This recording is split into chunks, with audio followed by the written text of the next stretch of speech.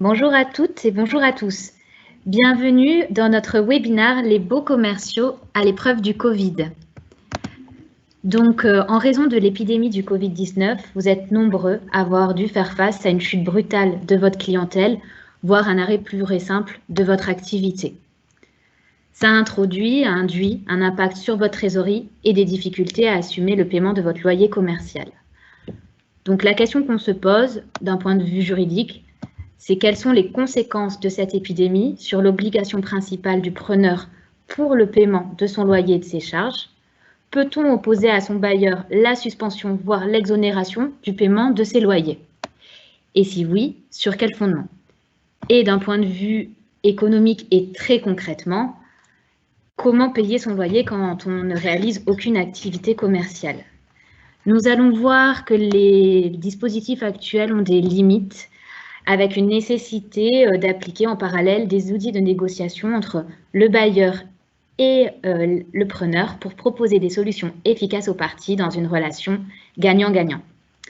Je vous propose de poser vos questions au fur et à mesure dans l'onglet qui y est dédié. On répondra à la fin de ce webinaire à 3 questions, sachant que ne vous inquiétez pas, si on n'a pas pu répondre à l'une de vos questions, elle sera traitée à la fin de manière individuelle par email. Donc, on va maintenant accueillir Valérie Bandecki, qui est chargée de développement commerce à la Chambre de commerce et d'industrie, qui est en lien pour les questions juridiques, ainsi que Maître Varenne, avocat et spécialiste pour les questions du bail commercial. Bonjour, aujourd'hui nous allons aborder avec vous vraiment les points essentiels pour vous permettre de mieux surmonter cette crise sanitaire, de préparer votre reprise d'activité sereinement et d'essayer de préserver votre trésorerie au mieux. Donc on va essayer de fonctionner sous forme de questions-réponses avec Maître Varenne pour bien voir ensemble ce que dit l'ordonnance du 25 mars, dont vous avez sûrement entendu parler dans les médias et que vous avez dû lire. On va essayer de comprendre quelle est la position du juge et quels accords ont été obtenus par le gouvernement pour aider les entreprises par rapport à la question des loyers dans cette crise, mais aussi au-delà de ces dispositions spécifiques à la crise sanitaire du Covid-19, quels recours vous pouvez avoir en tant que commerçant ou dirigeant de TPE pour renégocier le paiement de vos loyers. Donc, Maître Varenne, nous avons eu de nombreux appels de dirigeants de TPE, de commerçants à la CCI, comme de bailleurs, qui pensaient qu'en fait, l'ordonnance du 25 mars les autorisait à suspendre du jour au lendemain le paiement de leur loyer. Oui, bonjour Valérie. Écoutez, comme c'est un point quand même assez délicat, il est vrai que dans un premier temps, les locataires pensaient qu'ils étaient totalement exonérés du loyer. En fait, il n'en est rien. Cette ordonnance spécifique qui a été prise sous l'état juridique état d'urgence sanitaire ne prévoit qu'une seule chose. Elle est quelques aménagements qui sont très importants, notamment l'impossibilité pendant la durée de l'état d'urgence sanitaire pour le propriétaire de poursuivre en résiliation de bail en demandant des pénalités, etc. On verra un peu plus loin. Voilà. Mais par contre, malheureusement, il n'est nul écrit nulle part que le locataire peut se dispenser du paiement des loyers. D'accord, tout simplement pas de pénalité, pas d'activation de la caution, ni de garantie, voilà, pas d'action dommage-intérêt. C'est exact, c'est exact. C'est-à-dire que le propriétaire, pendant la période d'état d'urgence sanitaire, ne pouvait pas délivrer à ce qu'on appelle un commandement de payer, avec solliciter des dommages et intérêts, solliciter des pénalités contractuelles parfois importantes, solliciter notamment l'intérêt au taux légal ou au taux majoré. Alors, comment s'y prendre pour bénéficier de la protection de l'ordonnance du 25 mars? On a plusieurs questions que nous nous posons. Quels sont les bénéficiaires? Quels sont les délais pour agir? Quelles sont les pièces à réunir? Quel retour attend du bailleur et faut-il formaliser l'accord? Oui, donc on a vu dans l'ordonnance que les entreprises qui étaient éligibles, c'était les TPE, les micro-entreprises, les indépendants et professions libérales, donc ce sont vraiment ces catégories-là qui sont citées dans l'ordonnance, et que ces entreprises devaient avoir un chiffre d'affaires inférieur à 1 million d'euros et un bénéfice inférieur à 60 000 euros. Donc, en dehors de ces critères, est-ce qu'on est exclu de toute négociation sur son loyer commercial? Non. Alors, Valérie, vous avez rappelé les critères d'éligibilité de l'ordonnance. Hein. Il y a aussi les critères concernant le nombre de salariés inférieur ou supérieur à 10, éventuellement un chiffre d'affaires de 88 000 euros mensuels. Bref, des critères qui sont spécifiques. Mais attention, ce n'est pas parce que vous ne bénéficiez pas, vous n'êtes pas dans les coûts de l'ordonnance que vous ne pouvez pas bénéficier par la suite ou tenter d'obtenir des accords avec votre bailleur. Très bien.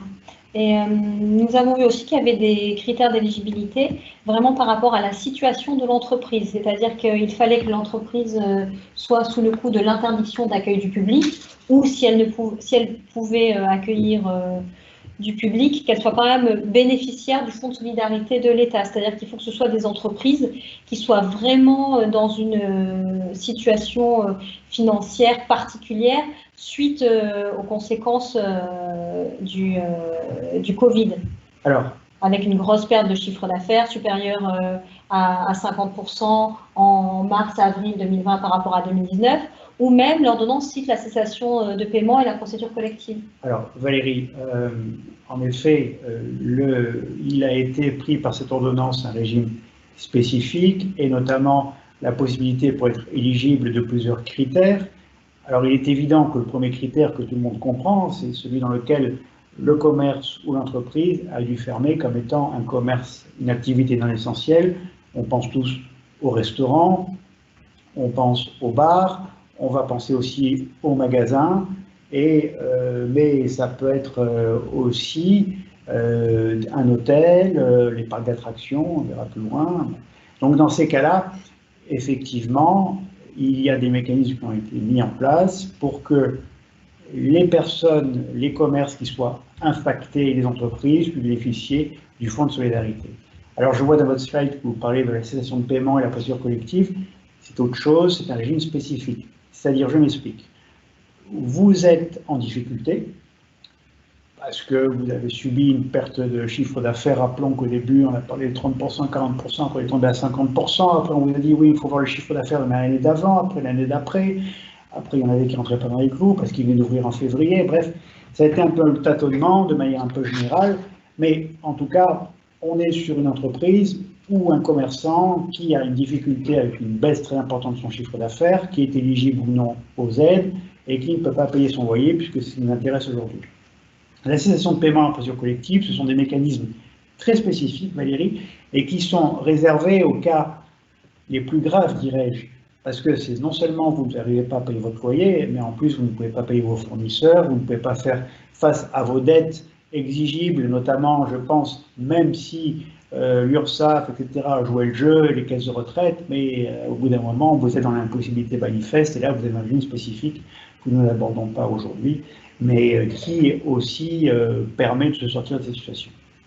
Très bien. Donc, sauf qu'aujourd'hui, nous sommes sortis du confinement, et est-ce que les preneurs de baux commerciaux peuvent encore demander un report de leur loyer commercial? Alors Fanny, je dirais, sortie du confinement ne veut pas dire sortie de l'état d'urgence sanitaire, ou au moins des effets de l'état d'urgence sanitaire, puisque vous êtes sorti du confinement, nous sommes sortis du confinement le 11, si je ne m'abuse, de ce mois, dans certains domaines, dans d'autres un peu avant, mais l'état d'urgence sanitaire se terminait le 25 mai, mais les effets sont reportés au 25 juin dans certaines conditions.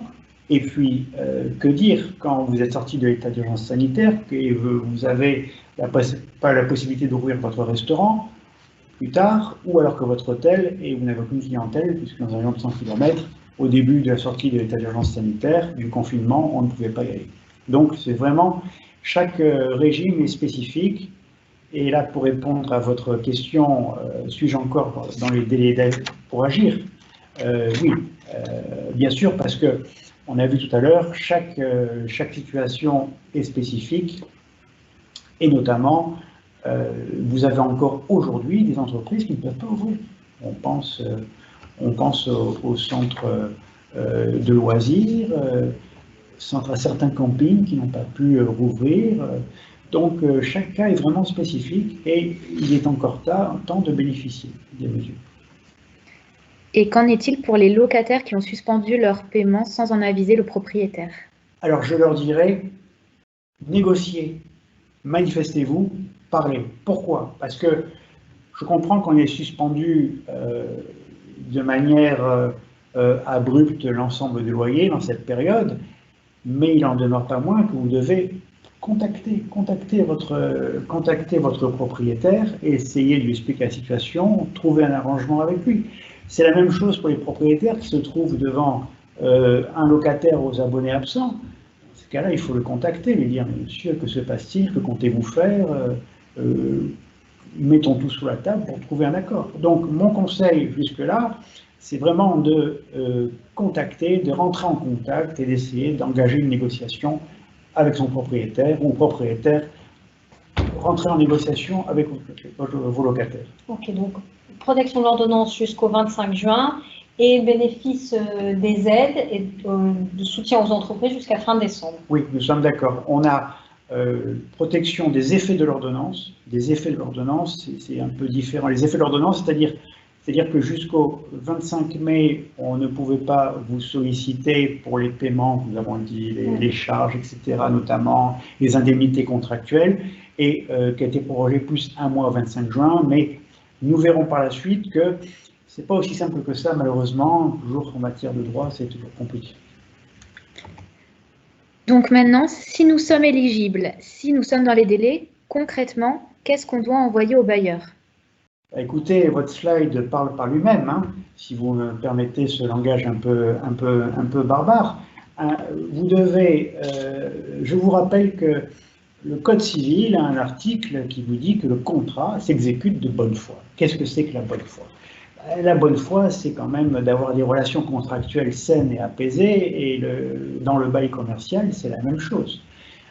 Vous devez donc, vous avez des difficultés, vous contactez votre propriétaire, ou il ne s'agit pas de lui dire c'est la crise sanitaire, j'ai fait 0 chiffre d'affaires, enlevez-moi les loyers, abandonnez vos loyers. Non, vous devez lui fournir les éléments. On pense à une attestation sur l'honneur, on pense à un courrier fait par votre expert comptable, les justificatifs que vous avez été éligible aux aides ou pas, parce que ça aussi c'est important. Je tiens à faire une petite parenthèse. Quand vous êtes en dessous du seuil, que vous êtes éligible aux aides. En tant que les aides, elles ont été faites pourquoi? Notamment, on pense aux prêts garantis par l'État, aux aides que fournissent certaines collectivités. Elles ont fait pour vous aider.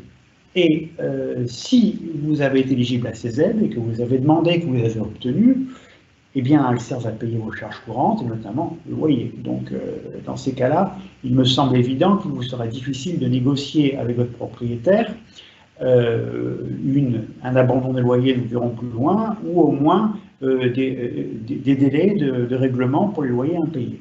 Par contre, si vous prouvez que vous n'avez pas été éligible, ou pour le moins que vous n'avez pas pu avoir toutes les aides, eh bien, dans ce cas-là, votre propriétaire pourra vous regarder de manière plus bienveillante et chercher avec vous les solutions qui permettront à l'un et à l'autre de se sortir de cette crise sanitaire, puisque le propriétaire, lui, a un intérêt, c'est qu'on lui règle ses loyers, parce qu'à côté de ça, il a des charges, et vous avez intérêt à préserver votre outil de travail. Je le rappelle, Valérie, que le bail commercial, c'est un élément essentiel de mon fonds de commerce ou de mon activité quand je loue mes locaux industriels ou le siège de mon entreprise. Ouais.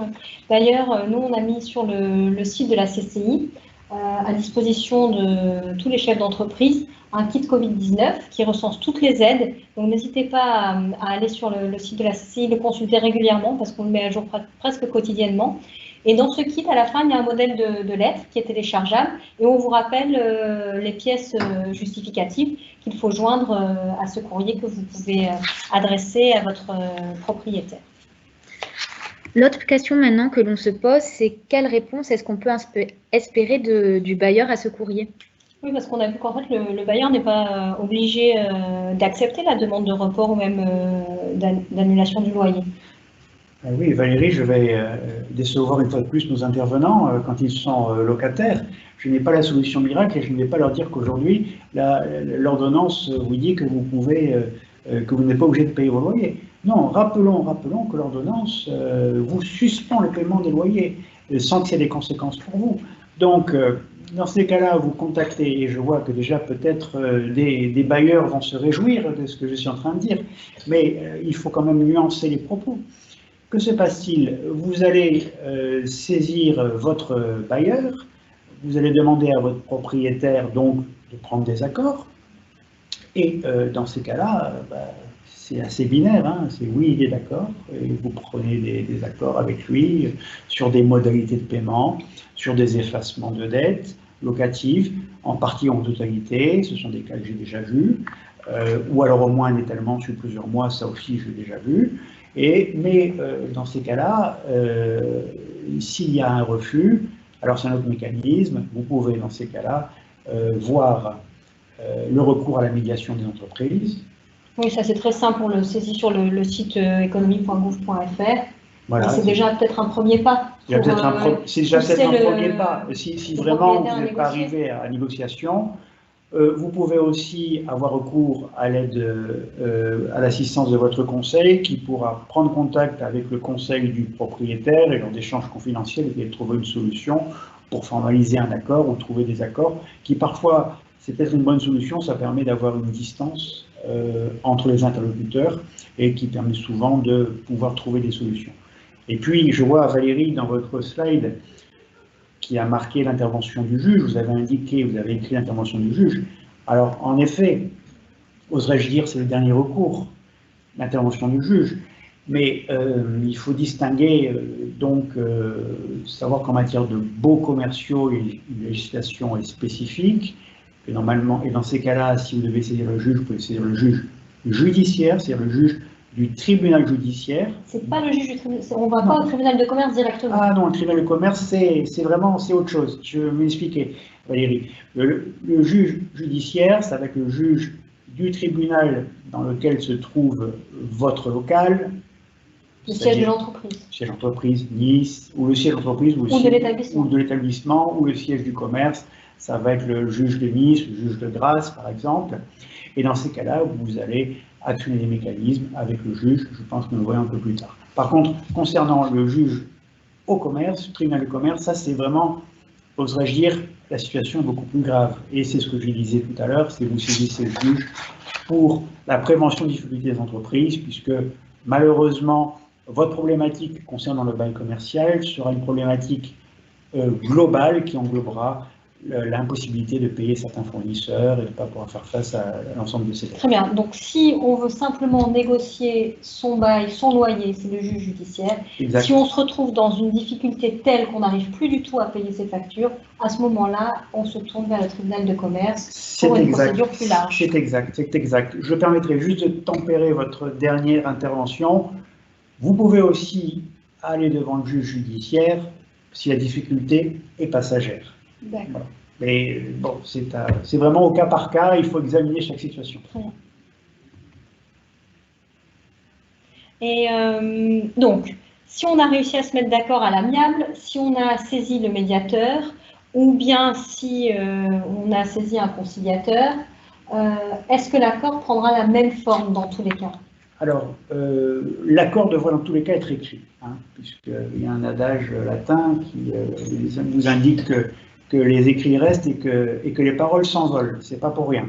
Donc il faut le concrétiser, donc si c'est un accord lors d'une médiation, le médiateur le formalisera, dans une conciliation aussi. Si vous êtes un accord amiable, alors dans le cadre de l'accord amiable, il est évident que si vous passez par vos conseils respectifs, vous pourrez rédiger ce qu'on appelle un protocole d'accord transactionnel. Et l'intérêt de cet accord écrit, c'est qu'il va engager les uns et les autres dans un cadre bien spécifique. Et si dans quelques mois les relations se dégradent, on pourra toujours en faire état et dire, écoutez, je respecte mes engagements, ou vous ne respectez pas vos engagements, et à ce moment-là, sans prévaloir, sachant que même dans des cas, on peut même faire homologuer cet accord par le tribunal, et ça ressemble, c'est la même force qu'un jugement. Donc, il y a des moyens. Il y a des moyens de sécuriser cet accord. Très bien, parce qu'il faut vraiment se mettre d'accord avant le 25 juillet, parce qu'on a lu que le bailleur pourra engager une procédure dès le 25 juillet pour la période des loyers échus depuis le 12 mars. C'est exact, ces dates? Alors, c'est encore au cas par cas? Alors, c'est vraiment au cas par cas, Valérie. Pourquoi? Parce que vous pouvez avoir la situation où le propriétaire vous a déjà délivré ce qu'on appelle un commandement de payer. Si c'est pendant la période d'état d'urgence sanitaire, le mécanisme d'ordonnance, au début, vous disait que vous aviez juste, vous bénéficiez d'un mois, par exemple, je vais faire très rapide, le commandement expirait 6 jours après l'état d'urgence sanitaire. Donc au début, on a dit, ah mais vous bénéficiez donc de 1 mois après l'état d'urgence sanitaire. Après, on a dit, ah non, vous ne bénéficiez plus que de 6 mois après l'état d'urgence sanitaire. Il y a des grandes discussions pour savoir si oui ou non, c'est à partir du 25 mai ou du 25 juin. Donc vraiment, chaque cas est spécifique. Mais attention, je précise que, par exemple, dès aujourd'hui, votre propriétaire peut vous faire un commandement de payer. Et voilà pourquoi, quand vous êtes sorti de la protection de l'état d'urgence sanitaire et du déconfinement qu'on avait avec Fanny, c'est pas la même chose. Vous devez quand même, j'engage à essayer de reprendre au fur et à mesure le plus possible les loyers, parce que ça peut avoir des conséquences. Très bien. Et alors, si on n'arrive pas du tout à se mettre d'accord et qu'on se retrouve devant le juge, est-ce que vous pouvez un peu nous parler de la position du juge en cas de conflit? Alors écoutez, la position du juge en cas de conflit, elle est relativement bienveillante. Je m'explique. Vous allez saisir le juge du tribunal judiciaire pour expliquer que vous n'avez pas payé vos loyers, que votre propriétaire vous a fait ce qu'on appelle un commandement de payer, parce que je rappelle à tous nos auditeurs, enfin, vidéastes, je ne sais pas comment on dit, nos téléspectateurs, mais ce ne sera pas la télé, mais nos web téléspectateurs, que quand vous avez signé votre bail commercial, vous êtes surtout intéressé au montant du loyer, la durée du bail, et puis tout ce qui est écrit en tout petit, et vous avez notamment ce qu'on appelle une clause résolutoire. Qu'est-ce que c'est? C'est un mécanisme qui permet à votre propriétaire, si vous ne payez pas votre loyer, après un acte d'huissier de justice, dans le mois, de solliciter du tribunal la résiliation de votre bail. Vous perdez votre bail, vous perdez.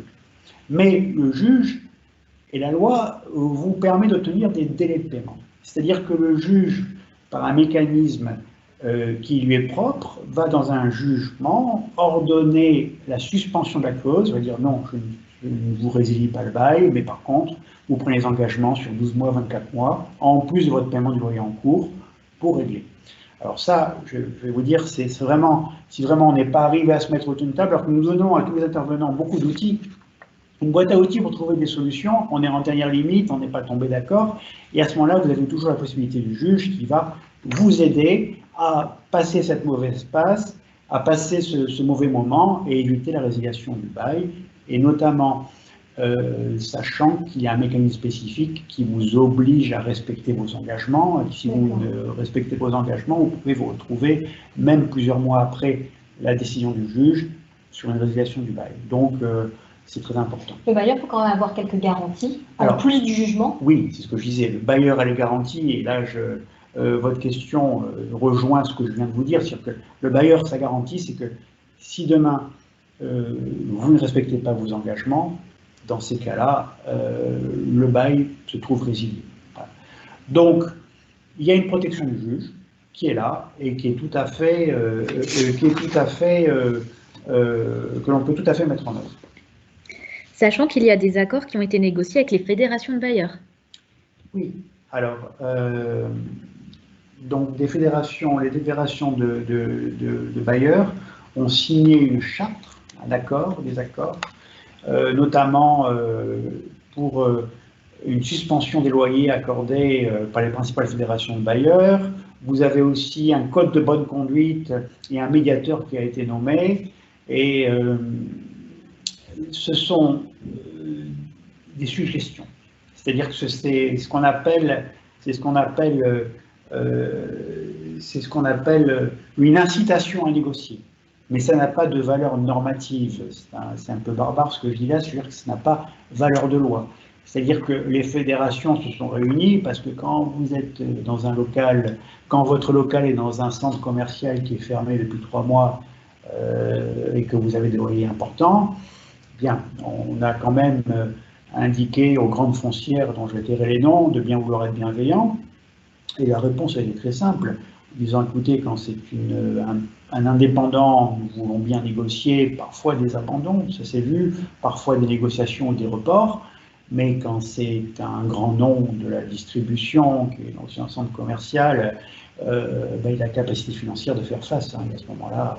Mais ça reste quelque chose c'est une charte, si vous voulez, ça n'a pas de valeur contraignante, mais c'est à une valeur incitative. Mais vous ne pourrez pas vous en prévaloir dans un juge, par exemple. Vous voyez, c'est différent par rapport à l'ordonnance ou par rapport à la loi. Oui, d'ailleurs, certaines foncières ont refusé ces accords parce qu'ils disaient qu'ils avaient quand même des charges à payer, eux, et que... Oui, Valérie, ils ne sont pas tous signataires. Oui, Valérie, je vois que vous êtes du côté des foncières, c'est très bien. C'est que nous les plaignons, mais en effet, quelle que soit la dimension de l'intervenant, il doit faire face, comme beaucoup, à des charges, etc. Et tout. Alors, la position des foncières a été de dire, mais pourquoi je vous suspendrai les loyers, puisque en fait, moi, foncière, quand je vous donne à bail un local prestigieux dans une enseigne en bord de mer près de l'aéroport, dont je tairai le nom, en fait, j'ai investi pour vous, j'ai développé des services, moi, tous ces investissements, je les ai faits, j'aimerais avoir des retours, et je les paye. Et donc, je ne vois pas pourquoi je ferais cadeau des loyers. Donc, c'est une grande négociation, c'est comme ça qu'ils ont vu les choses. Je peux vous dire qu'en ce moment, il y a beaucoup de négociations en sous-main, dont on ne saura pas tout, mais dont le peu qu'on sait, c'est que c'est viril, oserais-je dire. Si c'est pas sexiste comme interprétation. Donc, dans la charte, à peu près, on a entre le 30 juin et le 30 octobre pour se mettre d'accord? Oui, c'est ça. En fait, dans cet accord cadre, il a été déterminé que bailleurs et preneurs s'engageaient à finaliser leur situation entre le 30 juin et le 30 octobre. Alors, c'est très intéressant parce que ce sont des engagements. Hein. Ce n'est pas parce qu'au 1er novembre, vous n'aurez pas trouvé d'accord que ça tombe pas à l'eau. Mais bon, il y a quand même un sentiment un peu d'urgence et de vouloir remettre d'arrêter cette période qui est quand même très, très désagréable, à la fois pour le locataire et pour le propriétaire, l'insécurité juridique. Et vous savez, nous autres juristes, on a horreur l'insécurité juridique, mais je pense aussi que tous les intervenants qui nous écoutent ont aussi horreur de cette situation. Tant que ce n'est pas réglé, il y a toujours une épée de Damoclès et il faut trouver une solution. On a aussi beaucoup entendu parler de force majeure dans le cadre du Covid. On a pu lire que les preneurs pourraient faire jouer des notions de droit comme l'imprévisibilité ou l'exception d'inexécution. Alors là, Fanny, vous trouvez... Je vois que vous suivez attentivement les annonces de nos gouvernants, et notamment d'un ministre dont là aussi, par charité, je tairai le nom, qui nous a parlé de force majeure. Alors, ce sont des notions juridiques délicates à manier, et dont je vous ferai grâce. Je vais vous donner les articles, hein, c'est en 195 du Code civil, 1218 du Code civil, 719 du Code civil. Mais bon, je vous invite à les regarder sur Internet pour avoir mal à la tête, mais bon, la force majeure, communément, dans le langage courant, la force majeure, c'est-à-dire qu'il y a un événement, c'est la loi qui vous le dit, irrésistible, imprévisible, en dehors de qui me touche et qui fait que je ne suis pas en mesure d'exécuter mes obligations. Alors là, on va dire, la force majeure, mon commerce est fermé, je suis, par décision gouvernementale, je ne peux pas recevoir du public, donc c'est un cas de force majeure, je ne vais plus mes loyers. Et puis en plus, derrière, c'est l'imprévisibilité. Oui, j'ai vu, on m'a dit que l'imprévisibilité, c'était pas prévu dans mon contrat et je suis en droit d'eux.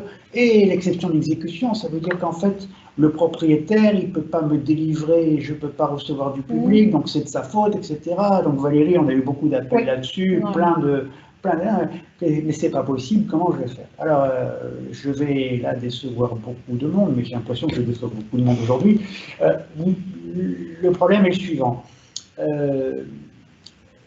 Je tiens d'abord à vous préciser que la jurisprudence, c'est-à-dire les décisions qui ont déjà été rendues sur des cas plus ou moins similaires, ont considéré que, d'abord, on ne pouvait pas faire état de la force majeure pour s'exonérer d'une obligation de paiement. Alors il y a une fameuse décision, ça a été jugé en matière de chikungunya, ça a été jugé notamment en matière pour la grippe aviaire, et vous avez une fameuse décision que tous les juristes connaissent, et ceux qui ne la connaissaient pas maintenant la connaissent, et se passent entre eux pour les indiquer à leurs clients, c'est-à-dire que c'était le cadre d'un éleveur dont le cheptel avait été dessiné par la grippe aviaire, il disait c'est un cas de force majeure, je ne vais plus me renvoyer, c'est monté jusqu'à la Cour de cassation, vous savez, qui est l'organe suprême en matière judiciaire, et qui a dit non, non, vous ne pouvez pas vous en exonérer. Alors, nous aurons un contentieux très important, je pense, qui risque de se nourrir de tous ces cas dans les prochains mois. Cela amène de ma part deux réflexions. La première réflexion, c'est que il faut étudier cas par cas chaque dossier. Pourquoi? Parce que chaque situation est une situation bien spécifique. Il est évident que le locataire dans un centre commercial qui a été fermé pendant 3 mois n'est pas la même situation que le commerçant qui a notamment un pressing qui a été jugé essentiel et qui s'est retrouvé avec une baisse de 90% du chiffre d'affaires parce que pendant le confinement, au plus fort de la crise, les gens n'avaient pas tellement envie d'amener leurs pantalons au pressing. Et lui, il est protégé par rien du tout. Il n'a pas été éligible aux aides, etc. Alors que l'autre, en centre commercial, il pourrait dire qu'il pourrait négocier, mais il y a une foncière qui ne négocie pas.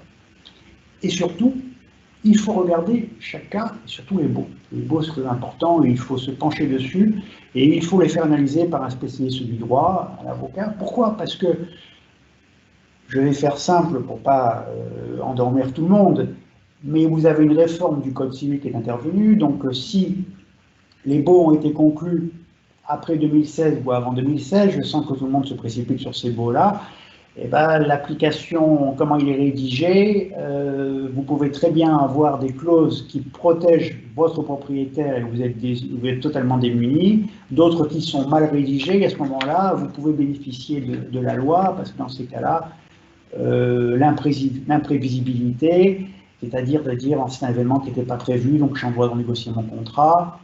Sur les questions d'exécution, c'est difficile parce que normalement les baux sont bien faits. Les questions d'exécution, c'est un peu, vous savez, comme quand vous avez un restaurateur ou un bar qui se fait fermer parce qu'il n'a pas respecté pas respecté notamment leurs limites. Il doit quand même payer son loyer, pourtant c'est un monsieur administratif. Donc vraiment chaque cas est spécifique. Mais il y a des pistes, il ne faut pas désespérer, mais c'est vraiment, Valérie, au cas par cas, comme nous l'avons dit à beaucoup de nos intervenants. Ok. Et est-ce que vous pensez que la révision du loyer va se poser très rapidement? Est-ce qu'on peut dire que les valeurs locatives ont été impactées par cette crise ou pas? Valérie, c'est un vaste débat et comme dirait le politique, je vous remercie de m'avoir posé cette question. La problématique est la suivante, c'est-à-dire que bon, je vais être obligé de faire un petit cours accéléré en matière de baux commerciaux, c'est-à-dire que normalement la valeur locative s'apprécie sur la durée du bail, sur les 9 années du bail. Pas sur les 2 mois de Covid. Et non pas sur les 2 mois de Covid. Alors, j'ose espérer que la valeur locative, et en fait, c'est à la fin de votre bail, lors des 9 ans, vous savez très bien que vous avez une révision à l'indice, et le propriétaire peut vous accorder un nouveau bail pour une durée de 9 années, à l'indice, vous sollicitez une augmentation. Et c'est seulement à ce moment-là que vous pouvez dire, ah oui, mais la valeur locative a baissé ou pas, etc. Donc c'est toujours très délicat. C'est un outil à manier qui n'est pas adapté à la situation. Mais maintenant, on revient à la négociation tout à l'heure, Valérie. Rien ne vous empêche avec votre propriétaire de convenir d'un additif à votre bail, un avenant, et de prévoir de manière exceptionnelle, pendant une durée limitée, pourquoi pas une baisse du loyer, s'il est d'accord, parce que je sens que je ne sais pas si tous les propriétaires seront d'accord, mais bon, c'est une possibilité. Donc vous voyez, c'est vraiment des questions très délicates à manier. Alors tant qu'on est dans les questions financières pures, on a vu qu'il existe une disposition dans la loi de finances qui prévoit la neutralité fiscale des abandons de loyers. C'est-à-dire que les loyers et créances abandonnés seraient déductibles du revenu imposable. Alors Valérie, ça va être en matière fiscale, on est en matière fiscale, donc la réponse est à la fois simple et compliquée. Effectivement, il y a une disposition de la loi de finances rectificative du 20 avril 2020 qui a fait un dispositif en créant l'article 14.8 du Code général des impôts. Je vais vous le lire, comme ça tout le monde aura mal à la tête. Où il est expressément prévu que ne constitue pas un revenu imposable du bailleur les éléments de revenus fonciers ayant fait l'objet par le bailleur d'un abandon ou d'une renonciation au profit d'entreprises locataires entre le 15 avril et le 31 décembre 2020. Je vous traduis, Valérie, parce que je sens que vous êtes un peu perdu. Cela veut dire, mais ce qui paraît assez logique, que si vous n'avez pas perçu de loyer pendant la période, ça sera considéré comme un abandon et donc ça viendra en moins, évidemment, de votre revenu foncier imposable, sachant que vous pouvez toujours déclarer les charges. Alors vous me dites, mais avions-nous besoin d'une loi? Oui, parce que si vous avez abandonné vos loyers de manière en dehors du phénomène de crise et de manière spontanée, le fisc, qui aime toujours récupérer de l'argent, pourrait vous dire, mais monsieur, c'est votre problème, c'est pas le mien, et je vous impose sur toute la durée. Je tiens à préciser autre chose, que tout va dépendre, mais là, on n'est pas sur une contestation fiscale, tout va dépendre de savoir si vous êtes à l'impôt sur les sociétés, à l'impôt sur le revenu, etc. Et que notamment, il y a un régime aussi à faire, à manier de manière parcimonieuse. Pourquoi? Parce qu'il y a parfois des cas où, mais je ne pense pas que ça fasse partie de notre auditoire, il y a des cas où vous êtes à la fois propriétaire des murs via une société et locataire, et dans ces cas-là, le fisc vous dit niette s'il n'en est pas question. C'est un autre débat. Très bien. Bon, on voit que ces questions sur le bail commercial sont très complexes et qu'il faut vraiment avoir recours à un conseil expert avant d'engager des actions. Alors, chers auditeurs, commerçants, dirigeants de TPE, si vous voulez bénéficier d'un conseil sur mesure, c'est possible. Nous avons un partenariat avec l'ADA, l'Association des avocats en droit des affaires dont Maître Varenne fait partie, qui vous permet de bénéficier d'un conseil juridique gratuit. Donc, comme c'est gratuit, c'est limité, c'est-à-dire que ce sera un entretien téléphonique, un quart d'heure ou un peu plus en cas de difficulté, qui vous permettra de cerner vraiment votre problématique juridique et d'envisager les pistes d'action. C'est un flash gratuit, donc le conseil ne rédigera pas d'acte et n'engagera pas d'action juridique. Donc là, vous voyez le lien sur la slide. Sachez que vous pourrez avoir accès à ce document en ligne et donc vous pourrez cliquer directement sur le lien. Et si vous vous trouvez vraiment en grande difficulté, comme on a pu en discuter tout à l'heure, la CCI est aussi à votre écoute. Vous pouvez, en vous rendant sur le site de la CCI, faire un autodiagnostic en ligne qui est bien sûr gratuit, mais aussi anonyme, de façon à vous rendre compte de vos difficultés. Et si vous le souhaitez, prendre rendez-vous avec un conseiller CCI ou même demander un rendez-vous pour une permanence CIP. Donc la permanence CIP, c'est une association, c'est le Centre d'information sur la prévention, qui a un double rôle d'écoute et d'information. En fait, c'est une plateforme d'information pour les chefs d'entreprise. Vous allez rencontrer un expert comptable, un avocat, un ancien juge au tribunal de commerce, un expert de la chambre consulaire, et vous allez échanger avec eux. Ils vont essayer de vous apporter des solutions pas gratuites, pardon, mais des solutions pratiques pour vous tourner rapidement vers les organismes compétents avant qu'il ne soit trop tard pour votre entreprise. Ça vous permet aussi de sortir de l'isolement, de vous exprimer en toute transparence, en toute confidentialité, d'avoir cette vision extérieure des experts. Venez si possible, si vous le souhaitez, avec vos bilans, vos documents, etc., pour mettre les choses à plat. Par contre, si vous avez besoin d'agir rapidement et très efficacement, il vaut mieux que vous vous adressiez directement à votre avocat conseil pour un entretien en face à face. Vous retrouverez toutes les coordonnées de la Chambre de commerce et de Maître Varenne à la fin. Est-ce que nous avons eu des questions de nos auditeurs, Fanny? Alors oui, tout à fait. La première d'entre elles, c'est quelle est la date limite pour le report des loyers? Est-ce le 10 septembre? Alors, non, pas du tout. Il y a le 10 septembre, Non, non, non, non. Je suis désolé de vous dire qu'il n'y a pas la date limite de report de loyer. En fait, à partir, dès que vous êtes sorti du confinement, dès que votre commerce n'a plus été intéressé par une restriction quelconque, vous devez reprendre le paiement des loyers. Et oserais-je dire même pendant le confinement, vous étiez censé régler vos loyers. Et ça c'est votre question, Fanny, je vous remercie, est très intéressante parce que je vois qu'il y a, on voit de tout et n'importe quoi sur le web. On vous dit tout et n'importe quoi, et j'ai bien peur que si la personne qui pose cette question s'imagine ne pas pouvoir payer son loyer jusqu'au 10 septembre, elle va avoir de grandes déconvenues. Merci. La deuxième question que l'on a reçue, c'est « J'ai signé un bail juste avant le Covid, mais pas d'état de jouissance, il n'y a pas eu d'état des lieux. Dois-je honorer les loyers ?» Comme je vous le disais tout à l'heure, Fanny, cette question est quand même, elle est aussi assez intéressante et il y a autant de questions que de cas spécifiques. Moi, je serais tenté de dire, mais évidemment, c'est une question comme ça, c'est une réponse qui est faite sans avoir les éléments du dossier, que dans la mesure où vous avez signé le bail juste malheureusement le 11 ou le 12 mars, apparemment, que vous n'êtes pas rentré en jouissance, je pense que vous pourrez facilement négocier avec votre propriétaire le fait de pouvoir reporter l'entrée en jouissance à la date à laquelle vous aurez fait les travaux et à laquelle vous pourrez effectivement rentrer dans le lieu. Une autre question est, vous indiquez que les effets sont prolongés jusqu'au 25 juin. Le bailleur pourrait donc faire délivrer un commandement de payer le loyer et refuser un échéancier.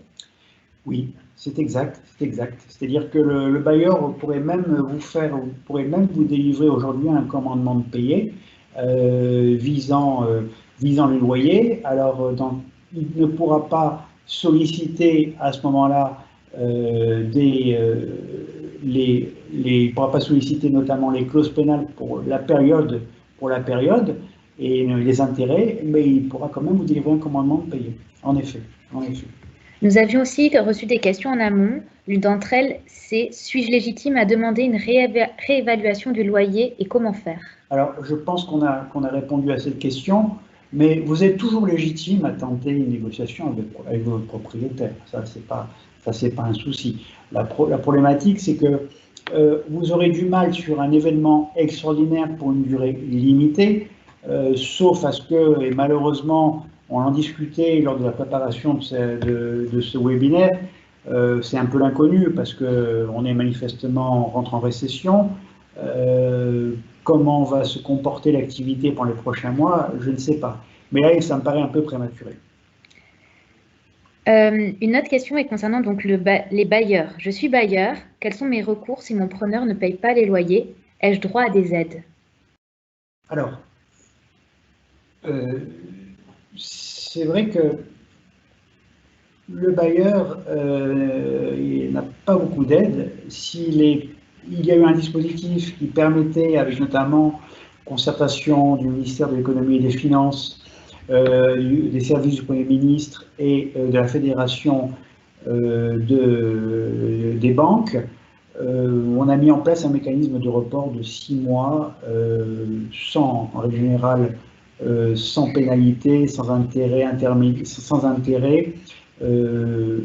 des prêts, si vous aviez un prêt sur votre local qui est loué. Si vous êtes propriétaire et que vous n'avez pas de prêt sur votre local, sauf erreur de ma part, vous ne bénéficierez d'aucune aide. Vous aurez la possibilité peut-être de solliciter auprès des services des impôts concernant notamment votre taxe foncière, un étalement ou mais ça, je m'engage là-dessus.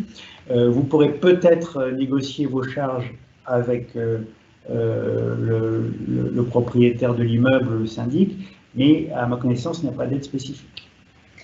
Et la dernière question... Enfin, excusez-moi Fanny, je vous interromps, mais il y a la possibilité, comme on a dit, c'est si vraiment il ne paye plus, après il ne paye plus les loyers, donc évidemment, d'un point de vue fiscal, vous ne déclarez que les recettes que vous avez encaissées. Si mon propriétaire ne veut pas négocier, suis-je légitime à engager une procédure? Si oui, quelles sont mes chances d'avoir gain de cause et combien coûte une procédure assistée par un avocat? Ah bah alors là, c'est une vaste question. Et comme disait Coluche, mon avocat connaît bien le juge et le mien le droit. Et puis, pour être peut-être un peu plus, un peu plus classique, Molière dans le Misanthrope disait: j'ai pour moi la justice et je perds mon procès. Non, écoutez, ne croyez pas que je prenne la chose à la légère, même si je l'aborde de manière un peu légère. Alors, pour répondre à votre question, vous avez, et je l'ai dit lors de notre intervention, de grandes chances d'obtenir gain de cause devant le juge judiciaire concernant vos loyers impayés. Vous n'obtiendrez pas, je le pense, selon les cas spécifiques, l'abandon des loyers, puisque le juge ne pourra pas vous juger que vous ne pouvez pas payer vos loyers, mais par contre, vous obtiendrez assez facilement, et les chances de succès sont quand même importantes, vous obtiendrez assez facilement l'étalement de vos loyers, à la condition que vous repreniez le paiement de loyer en cours, bien sûr, mais le juge peut vous accorder jusqu'à 24 mois de délai pour apurer une dette locative.